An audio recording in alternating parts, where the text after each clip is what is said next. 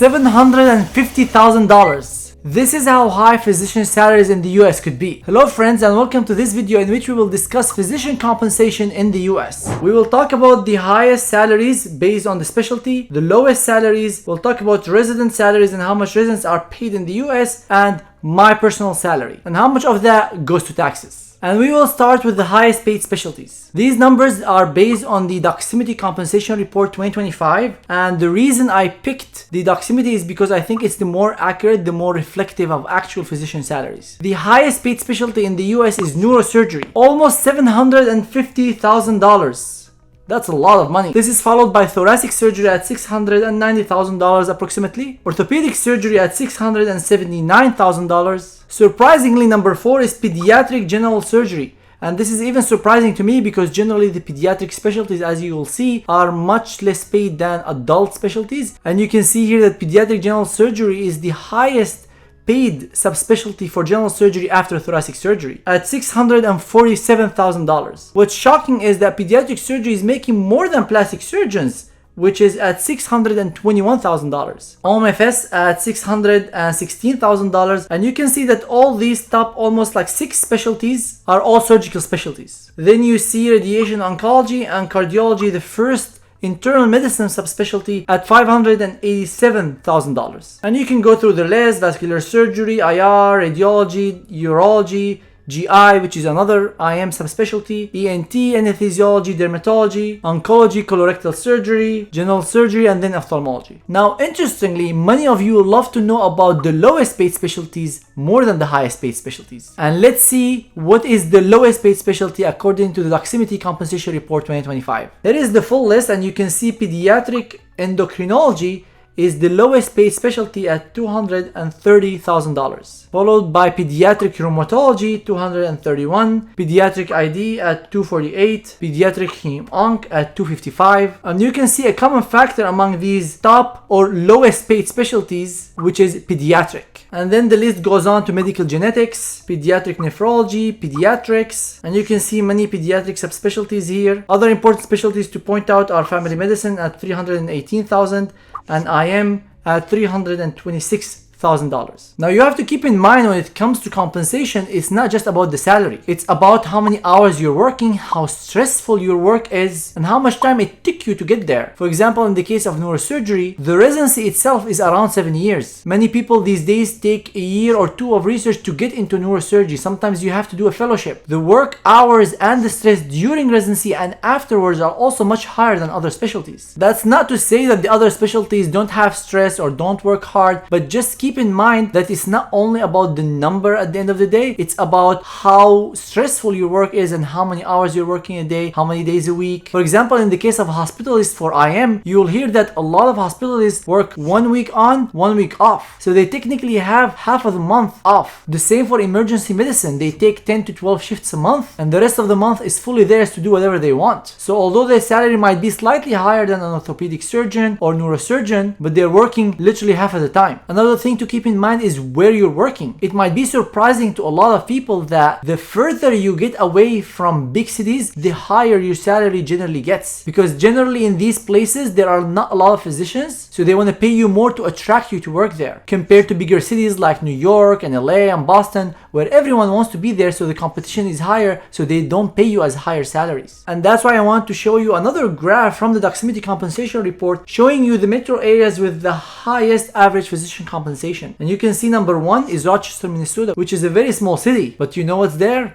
The Mayo Clinic. Number 2 comes St. Louis. Number 3 comes LA, but you have to keep in mind the cost of living in LA is way higher than Rochester, Minnesota and St. Louis in Missouri. So even with that, with the cost of living being much higher, the taxes being much higher in California, still LA is only number 3 on that report. And the list goes on. Let's go now to the metro areas with the lowest average physician compensation. You can see Durham in North Carolina, Rochester, New York, and Auburn, Michigan, which has the University of Michigan, and the list goes on. And this graph might tell you a better side of the story, which is the average compensation after adjusting for the cost of living. And you can see places like Rochester, Minnesota, St. Louis, Oklahoma City, Omaha, which are not very popular cities, they're at the top of the list, while areas with the lowest average physician compensation after adjusting for the cost of living are the big popular places like Boston, Washington DC, Seattle, Denver, San Francisco. And that's also reflected on the map. You see here the highest in light blue is kind of in the center of the country, while the darker navy is more in the northeast and the west. Now let's move on to resident salaries in the US. I know in multiple countries the resident salary goes higher as you advance in your training, and then when you become a physician it jumps a little bit. However, in the US your salary gets a significant raise when you finish your residency to becoming an attending. So let's have a look of how much do they pay us as residents in the US. This data is based on the AAMC numbers, and you can see that the salary increases as you advance in your training. For a PGY1 level, which is the first year of training, the mean unweighted stipend is around $66,000. And if you go all the way to PGY8, it goes to $90,000, which is a very decent amount of money. But always the main question is it enough for the amount of effort and the expertise that residents are putting in this work? Because even if it's $90,000, that's still lower than what a PA would get paid. And here the argument would be that you're getting paid this salary because you're still in training, are not actually full workforce. There are also some minor differences between the regions in regards to resident salaries. It's slightly higher in the northeast, as you can see, for the PGY1 level, and slightly lower in the south. For the central, it's around $65,000 for the first year level, and the west actually has the highest average at $75,000 for a PGY1 level, and goes up to $109,000 for the PGY8.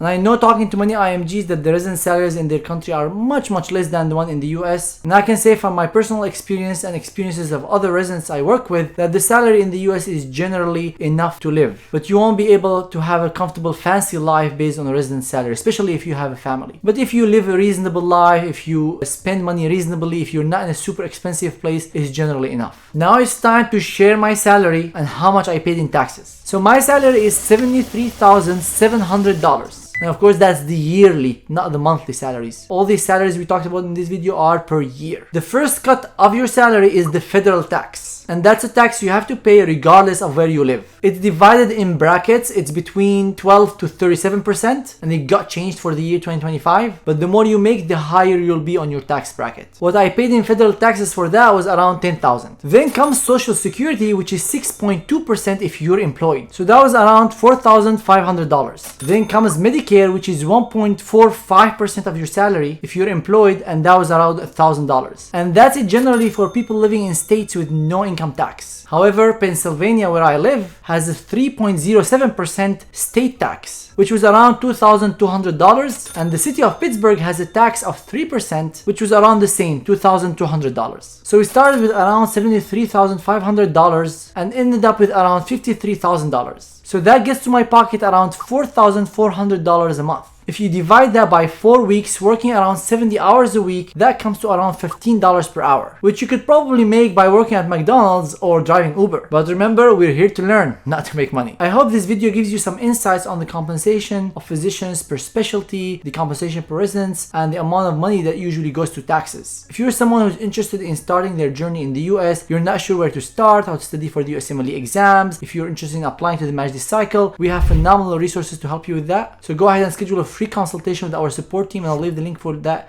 in the description below, in addition to all our services and our courses, and they can guide you how to start and the best service to fit your needs. I want you to tell me in the comments below how much do residents in your country make and whether you think the compensation is fair. Thank you everyone so much for tuning in. Make sure before you go to watch the match playlist by clicking here, which will take you to a full list of match resources. Wish you best of luck. Peace.